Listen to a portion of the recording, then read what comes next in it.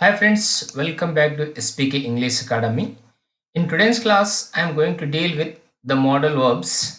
Last part must, ought to, need to, dare to, and used to, and how these are used in different context. ಆತ್ಮೀಯರೇ S B K English ಅಕಾಡೆಮಿಗೆ ತಮಗೆಲ್ಲರಿಗೂ ಸ್ವಾಗತವನ್ನು ಕೋರುತ್ತಾ ಈಗ model verbs the ಕೊನೆಯ part ಅನ್ನು ನಾನು ಇಂದಿನ ಕ್ಲಾಸ್ನಲ್ಲಿ discuss ಮಾಡ್ತಾ ಇದ್ದೇನೆ. ಇಂದಿನ ಕ್ಲಾಸ್ನಲ್ಲಿ ಡಿಸ್ಕಸ್ ಮಾಡುವಂತ ಮಾಡೆಲ್ ವರ್ಬ್ಸ್ಗಳು ಯಾವುವು ಅಂತಂದ್ರೆ must, ought to, need to, dare to and use to. ಇವುಗಳನ್ನ ಬೇರೆ ಬೇರೆ ಸಂದರ್ಭಗಳಲ್ಲಿ ಹೇಗೆ ಉಪಯೋಗ ಮಾಡ್ತೀವಿ ಅನ್ನೋದನ್ನ ನಾನು ನಿಮ್ಗೆ ಈಗ ತಿಳಿಸ್ಕೊಡ್ತಾ ಇದ್ದೇನೆ. ಈಗ ಮೊದಲನೇದಾಗಿ must. First you have to look at must, the use of must.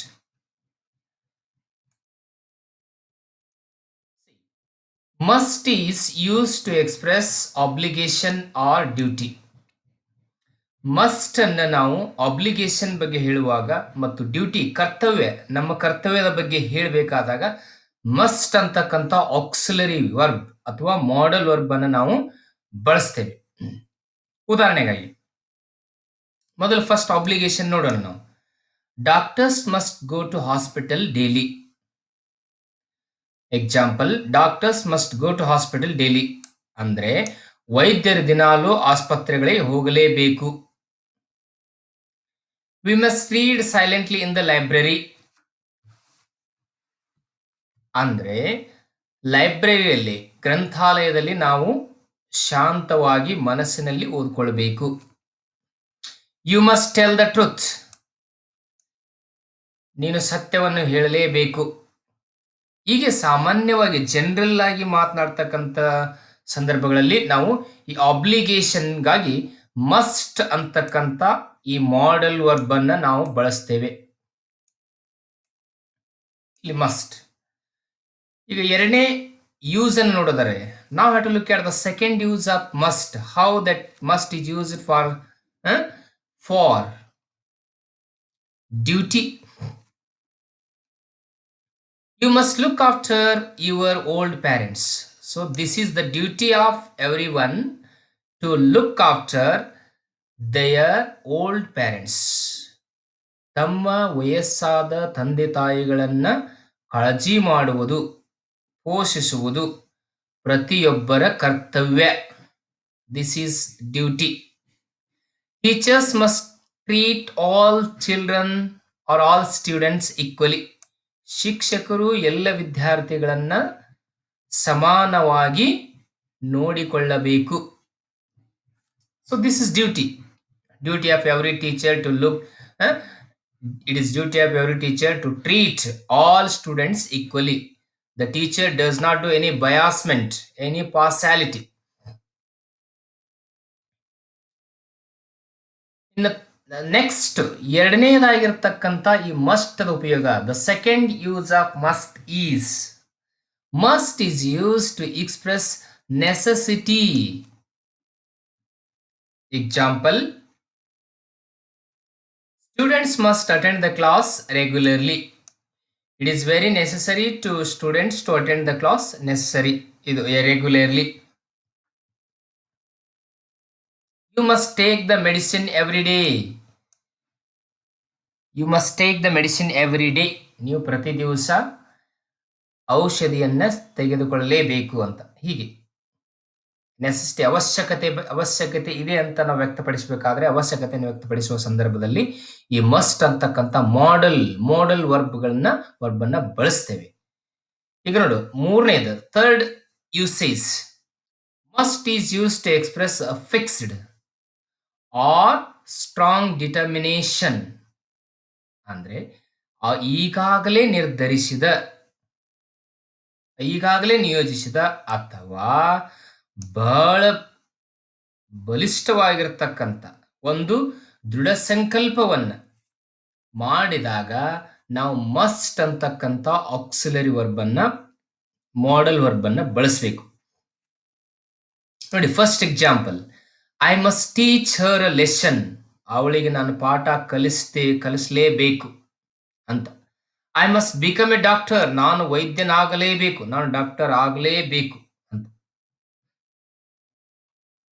ಈಗ ನೆಕ್ಸ್ಟ್ ಈ ಎರಡನೇದಾಗಿರ್ತಕ್ಕಂಥ modal verb, the second modal verb or the next modal verb is ought to. So ought to is also used for duty. So ought to is stronger than that of should and must. See, she ought to understand her husband. Means it is very necessary to understand her husband. ಅವಳು ಅವಳ ಗಂಡನನ್ನ ಅರ್ಥ ಮಾಡಿಕೊಳ್ಳಲೇಬೇಕು, ಇಲ್ಲದಿದ್ದರೆ ಬೇರೆ ಪರಿಹಾರವಿಲ್ಲ. Pupils ought to be obedient to teachers. ವಿದ್ಯಾರ್ಥಿಗಳು, ಶಿಷ್ಯರು ಅವರ ಶಿಕ್ಷಕರಿಗೆ ವಿಧೇಯರಾಗಿರಲೇಬೇಕು, ಇಲ್ಲದಿದ್ದರೆ ವಿದ್ಯೆ ಬರುವುದಿಲ್ಲ. Youngsters ought to respect the elders. ಯುವಕರು ಹಿರಿಯರಿಗೆ ಗೌರವವನ್ನ ಕೊಡಬೇಕು ಅಥವಾ ಗೌರವಿಸಬೇಕು, ಗೌರವಿಸಲೇಬೇಕು ಅಂತ ಹೇಳಿದ್ರು. ನೆಕ್ಸ್ಟ್ ನಾವು for necessity, how do we use ought to modal verb for necessity? ನೆಸೆಸಿಟಿಗಾಗಿ ought to modal verb ಅನ್ನ ಹೇಗೆ ಬಳಸ್ತೇವೆ ಅನ್ನೋದು. Example, you must do your duty honestly. ನೀವು ನಿಮ್ಮ ಕರ್ತವ್ಯವನ್ನ ಪ್ರಾಮಾಣಿಕವಾಗಿ ಮಾಡಲೇಬೇಕು. We ought to maintain peace today. ಇಂದು ನಾವು ಶಾಂತತೆಯನ್ನ ಕಾಪಾಡಿಕೊಳ್ಳಲೇಬೇಕು ಅಂತ. We ought to save those people. ಆ ಜನರನ್ನು ನಾವು ರಕ್ಷಿಸಲೇಬೇಕು. ಈ ರೀತಿಯಾಗಿ ಅವಶ್ಯಕತೆ ಇದ್ದ ಸಂದರ್ಭಗಳಲ್ಲಿ ನಾವು ought to ಅಂತಕ್ಕಂಥ ಮಾಡಲ್ ವರ್ಬ್ ಅನ್ನ ಬಳಸ್ತೇವೆ. ಈಗ ಇನ್ನೊಂದು ಸಂದರ್ಭ, ಫಾರ್ ಫಿಟ್ನೆಸ್ ಬಗ್ಗೆ ಮಾತನಾಡಬೇಕಾದ, ಸದೃಢತೆ ಬಗ್ಗೆ ಮಾತನಾಡಬೇಕಾದಾಗ ನಾವು ought to ಅಂತಕ್ಕಂಥ ಮಾಡಲ್ ವರ್ಬ್ ಅನ್ನ ಬಳಸ್ತೇವೆ. We have to use the model of ought to while we are talking about fitness of our body and others. See, she ought to know English for the post. It's very necessary to her to know English for this post. So if she wants to get this post, she has to know English. Means she ought to know English for this post. ಅವಳು ಈ ಪೋಸ್ಟ್ಗಾಗಿ, ಈ ಉದ್ಯೋಗಕ್ಕಾಗಿ, ಈ ನೌಕರಿಗಾಗಿ English ಅನ್ನ ಕಲಿಯಲೇಬೇಕು, English ಭಾಷೆಯನ್ನ ಕಲಿಯಲೇಬೇಕು ಅಂತ ಇಲ್ಲಿ fitness ಬಗ್ಗೆ ಹೇಳಬೇಕಾಗ. He ought to have confidence in this case.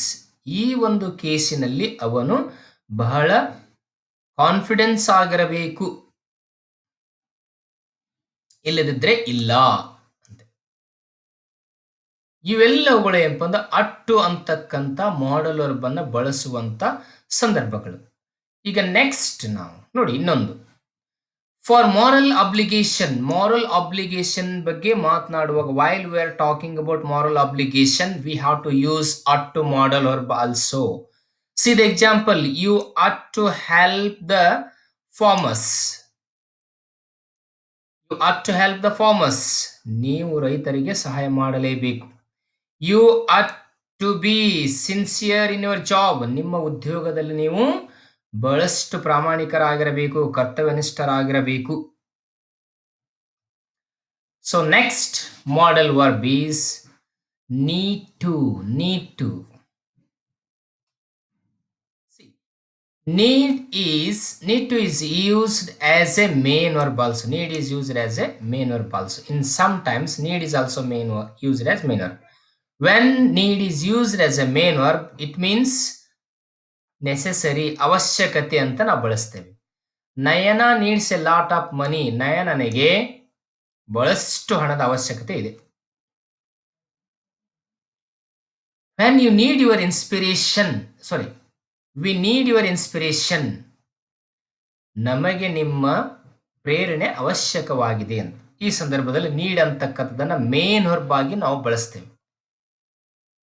ಈಗ ನೋಡಿ, ನೀಡ್ ಟು ಅನ್ನುವುದನ್ನ ಅಥವಾ ನೀಡನ್ನ ನಾವು ಆಕ್ಸಿಲರಿ ವರ್ಬ್ ಅಥವಾ ಮಾಡಲ್ ವರ್ಬ್ ಆಗಿ ಬಳಸಿದಾಗ ಹೇಗೆ ವಾಕ್ಯದಲ್ಲಿ ಅದು ಉಪಯೋಗಿಸಲ್ಪಡುತ್ತದೆ. How it is used in the sentences when need is used as model verb in the sentences. Look at now. You need not think about your result. ನಿನ್ನ ರಿಸಲ್ಟ್ ಬಗ್ಗೆ, ನಿನ್ನ ಫಲಿತಾಂಶದ ಬಗ್ಗೆ ನೀನು ಚಿಂತೆ ಮಾಡಬೇಕಾಗಿಲ್ಲ, ಚಿಂತೆ ಮಾಡಬೇಕಾದ ಅವಶ್ಯಕತೆ ಇಲ್ಲ. He need not pay additional fees. ಅವನು ಹೆಚ್ಚಿನ ಫೀಸನ್ನ ಕೊಡಬೇಕಾಗಿಲ್ಲ, ಕೊಡಬೇಕಾದ ಅವಶ್ಯಕತೆ ಇಲ್ಲ. ಈ ಸಂದರ್ಭದಲ್ಲಿ ನೀಡ್ ಅಂತಕ್ಕಂಥ ಮಾಡಲ್ ಆಕ್ಸಿಲರಿಯನ್ನು ಬಳಸ್ತೀವಿ. ಇನ್ನೊಂದು, need is sometimes use with hardly ಅಂತಕ್ಕಂಥ ಎಡ್ವರ್ಬೇಲ್ ಜೊತೆಗೆ ನಾವು ನೀಡನ್ನು ಕೂಡ ಬಳಸ್ತೇವೆ. ಹೇಗೆ? I need hardly say that I like you very much ಅಂದ್ರೆ ನಾನು ಮೆಚ್ಚೋದಿಲ್ಲ, ಲೈಕ್ ಮಾಡೋದಿಲ್ಲ ಅಂತ. I need hardly tell you that I love Ambika. Yes, this is also hardly always gives negative meaning. When hardly is used in the sentence, it gives negative. The meaning of the sentence is negative. So these are the uses of the modal verb need. Now we have to go to the next modal verb. So that is dare to. Many teachers and students do not know that dare to is used as modal verb. Where we have to use the modal verb dare to. Dare to ಅಂತಕ್ಕಂಥ modal verb ನಾವು ಹೇಗೆ ಬಳಸಬೇಕು sentence ಅಲ್ಲಿ? ಅದನ್ನ ಉಪಯೋಗ ನೋಡೋಣ. The verb dare is used in the sense of defying. Defying means ತಿರಸ್ಕರಿಸುವುದು, ಅಲ್ಲಗಳೆಯುವುದು, ಬೇಡ ಅಂತ ಹೇಳುವುದು, ಬೇಕಾಗಿಲ್ಲ ಅಂತ ಹೇಳೋದು. Challenging or facing something boldly, and it has all usual forms as a regular verb. ನೋಡಿ, he doesn't dare to talk with the headmaster. ಅವನು ಮುಖ್ಯ ಗುರುಗಳ ಜೊತೆಗೆ, ಹೆಡ್ ಮಾಸ್ಟರ್ ಜೊತೆಗೆ ಮಾತನಾಡಲಿಕ್ಕೆ ಹೆದರ್ತಾ ಇದ್ದಾನೆ, ಧೈರ್ಯ ಬರ್ತಿಲ್ಲ ಅಂತ. He didn't tell Kavya about my love. ಅವನು ನನ್ನ ಪ್ರೀತಿಯ ಬಗ್ಗೆ ಕಾವ್ಯನಿಗೆ ಹೇಳಿಲ್ಲ ಅಂತ. ಪಾಸ್ಟ್ ಟೆನ್ಸ್, ಹೇಳಿಲ್ಲ ಅಂತ ಹೇಳ್ತದೆ. ಇನ್ನೊಂದು ಸಂದರ್ಭ ಡೇರ್ ಟು ಅನ್ನು ಬಳಸೋದು. As an auxiliary verb, it has no inflections ಅಂತಂದ್ರೆ ಪ್ರತ್ಯಯಗಳು. And it is then used in the sense of something of have the courage to. When we use dare to in sometimes, the meaning of dare to is have the courage to. ಧೈರ್ಯವಾಗಿರಬೇಕು, ಧೈರ್ಯ ಬರಬೇಕು, ಧೈರ್ಯದಿಂದಿರಬೇಕು ಅಂತ ಅರ್ಥ ಆಗುತ್ತೆ. ಹಾಗಾದ್ರೆ ಹೇಗೆ ನೋಡಿ, she dare not speak with her husband. She dare not speak with her husband. How dare you talk before me? ನನ್ನ ಮುಂದೆ ಮಾತನಾಡಲಿಕ್ಕೆ ನಿನಗೆ ಎಷ್ಟು ಧೈರ್ಯ ಅಂತ. ಅಂದ್ರೆ ಅವಳು, ಮೊದಲೇ ಎಕ್ಸಾಂಪಲ್, ಅವಳವರ ಗಂಡನೊಂದಿಗೆ ಮಾತನಾಡಲಿಕ್ಕೆ ಹೆದರುತ್ತಾಳೆ ಅಂದ್ರೆ ಗಂಡನಿಗೆ ಮಾತನಾಡಲಿಕ್ಕೆ ಆಗೋದಿಲ್ಲ ಅಂತ. ನಾಟ್ ಇದೆ ಇಲ್ಲಿ, ನಾಟ್ ಇದೆ. ಇವೆಲ್ಲ ಈ ಸಂದರ್ಭಗಳಲ್ಲಿ ಡೇರ್ ಟು ಅಂತಕ್ಕಂಥ ಮಾಡಲ್ ಆಕ್ಸಿಲರಿಯನ್ನು ನಾವು ಬಳಸ್ತೇವೆ. ನೋಡಿ, the use of used to, very very confusing and very important modal verb that is used to in many questions papers of competitive exams and academic exams. This modal verb is asked. See, ಈ used to ಅಂತಕ್ಕಂಥ ಮಾಡಲ್ verb ನಾವು ಎಲ್ಲಿ ಬಳಸ್ತೇವೆ? ತುಂಬಾ careful ಆಗಿ ನೋಡ್ಬೇಕು, ನೀವು ಕಲಿಬೇಕು ಇದನ್ನ. It is used to talk about a past discontinuous habit.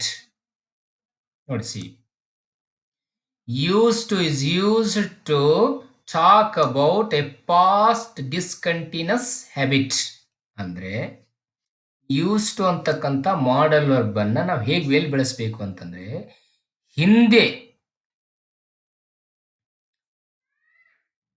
ರೂಢಿಯಲ್ಲಿರ್ತಕ್ಕಂಥ ಹವ್ಯಾಸಗಳನ್ನ ಬಗ್ಗೆ ಹೇಳುವಾಗ, ಮಾತನಾಡುವಾಗ, ಅಂದ್ರೆ ಹಿಂದೆ ಹವ್ಯಾಸ ನಮ್ಮಲ್ಲಿ ರೂಢಿ ಇತ್ತು, ಅದು ಆದರೆ ಈಗಿಲ್ಲ. That habit was in practice but not now. In this situation we have to use to modal verb. Use to modal verb we have to use in that situation to describe the past discontinuous habit. To describe the past discontinuous habit. ಹಿಂದೆ ರೂಢಿಯಲ್ಲಿ ಇರ್ತಕ್ಕಂಥ, ಹಿಂದೆ ನಿರಂತರವಾಗಿ ಮಾಡತಕ್ಕಂಥ past ಹ್ಯಾಬಿಟ್ಗಳನ್ನ ಬಗ್ಗೆ ಮಾತನಾಡುವಾಗ, ಅವುಗಳ ಬಗ್ಗೆ ಹೇಳಬೇಕಾದಾಗ ನಾವು ಯೂಸ್ ಟು ಅಂತಕ್ಕಂಥ ಮಾಡಲ್ ವರ್ಬ್ ಅನ್ನ ಬಳಸ್ತೇವೆ. ನೋಡಿ, ಉದಾಹರಣೆ ನೋಡಿದಾಗ ತಮಗೆ ಗೊತ್ತಾಗುತ್ತೆ. He used to smoke. He used to smoke in the office. ಅಂದ್ರೆ ಅವನು ಆಫೀಸ್ನಲ್ಲಿ ಅವಾಗ ಧೂಮಪಾನ ಮಾಡ್ತಿದ್ದ, ಆದ್ರೆ ಹೀಗೆ ಇಲ್ಲ. He used to smoke in the office but not now. It means he stopped smoke in the office now. ಈಗ ಅವನು ಆಫೀಸ್ನಲ್ಲಿ ಸ್ಮೋಕ್ ಮಾಡೋದನ್ನ ಬಿಟ್ಟಿದ್ದಾನೆ, ನಿಲ್ಲಿಸಿದ್ದಾನೆ, ಮಾಡುತ್ತಿಲ್ಲ. ಅಂದ್ರೆ ಅವಾಗ ಮಾಡ್ತಿದ್ದ, ಈಗ ಮಾಡೋದಿಲ್ಲ. ಅಂದ್ರೆ ಹಿಂದೆ ಏನ ಡಿಸ್ಕಂಟಿನ್ಯೂಸ್ ಹ್ಯಾಬಿಟ್ಗಳನ್ನ ಬಗ್ಗೆ ಮಾತನಾಡಬೇಕಾದಾಗ ನಾವು ಈ ಯೂಸ್ ಟು ಅಂತಕ್ಕಂಥದ್ದನ್ನ ಹೇಳ್ತೇವೆ. ಅವಾಗ ರೂಢಿಯಲ್ಲಿತ್ತು, ಅವಾಗ ಹವ್ಯಾಸ ಇತ್ತು, ಆ ಹವ್ಯಾಸ ಈಗಿಲ್ಲ ಸದ್ಯದಲ್ಲಿ ಅಂತಂದ್ರೆ ಅವಾಗ ನಾವು ಯೂಸ್ ಟು ಅಂತಕ್ಕಂಥ ಈ ಮಾಡಲ್ ವರ್ಬ್ ಅನ್ನ ಬಳಸ್ತೀವಿ. We have to use this use to model verb to describe or to talk about the past discontinuous habit. That habit was continued in the past but not continued in the present. Though, so that habit is stopped, that habit is rejected, that habit has been given up now. So that is used to meaning, used to situation. See, second example. I used to drink coffee. I used to drink coffee means, so I was drinking coffee but not now. It means now I stopped drinking coffee. Now I denied drinking coffee. Now I am abstain from drinking coffee. Now I gave up drinking coffee ಅಂತ ಅರ್ಥ. ನಾನು ಈಗ ಕಾಫಿಯನ್ನ ಕುಡಿಯೋದನ್ನ ಬಿಟ್ಟಿದ್ದೇನೆ. ಆವಾಗ ಕುಡಿತಿದ್ದೆ, ಈಗ ಅದನ್ನ ಕಾಫಿಯನ್ನ ಕುಡಿಯೋದಿಲ್ಲ. ಅಂದ್ರೆ ಆ ಕಾಫಿ ಕುಡಿತಕ್ಕಂಥ ಹವ್ಯಾಸವನ್ನ, ರೂಢಿಯನ್ನ ನಾನೀಗ ನಿಲ್ಲಿಸಿದ್ದೇನೆ, ಬಿಟ್ಟಿದ್ದೇನೆ ಅಂತ ಹೇಳಬೇಕಾದ ಸಂದರ್ಭದಲ್ಲಿ ಯೂಸ್ ಟು ಅಂತಕ್ಕಂಥ ಈ ಮಾಡಲ್ ವರ್ಬ್ ಅನ್ನ ನಾವು ಬಳಸ್ತೇವೆ. ಈಗ third example. She used to visit the temple regularly. ಅಂದ್ರೆ ಅವಳು ಅವಾಗ ರೆಗ್ಯುಲರ್ ಆಗಿ, ನಿರಂತರವಾಗಿ ದೇವಸ್ಥಾನಕ್ಕೆ ಭೇಟಿ ನೀಡ್ತಿದ್ಲು, ಆದ್ರೆ ಈಗಿಲ್ಲ ಅಂತ ಅರ್ಥ. ನೋಡಿ, next example. He used to play with small children. ಅವಾಗ ಅವನು ಬಹಳ ಚಿಕ್ಕ ಮಕ್ಕಳ ಜೊತೆಗೆ ಆಟ ಆಡ್ತಿದ್ದ, ಆದ್ರೆ ಈಗಿಲ್ಲ, ಈಗ ಆಟ ಆಡೋದಿಲ್ಲ ಅಂತ ಅರ್ಥ. Next example. She used to teach English to school children. ಅವಳು ಶಾಲಾ ಮಕ್ಕಳಿಗೆ ಇಂಗ್ಲಿಷ್ ಅನ್ನ ಕಲಿಸ್ತಿದ್ಲು, ಆದ್ರೆ ಈಗಿಲ್ಲ. She was teaching English to school children but not now. It means she gave up to teach English to school children at present. at present time, at the moment. ಈಗ ಅವಳು school ಚಿಲ್ಡ್ರನ್ಗೆ ಕಲಿಸ್ತಾ ಇಲ್ಲ. The habit which is practiced in the past, the same habit had been stopped or given up in the present. So that is used to describe those kinds of habits. We have to use to modal verb.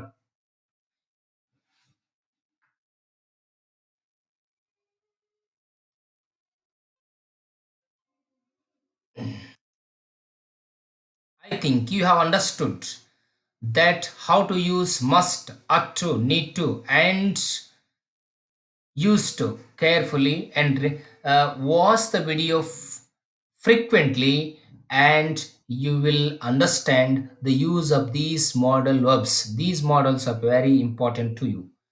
Dear friends, if you haven't subscribed to my channel, you do subscribe now for the latest updates of English related videos and literature videos. And also, you have to share these videos to your friends, and also please watch the video completely.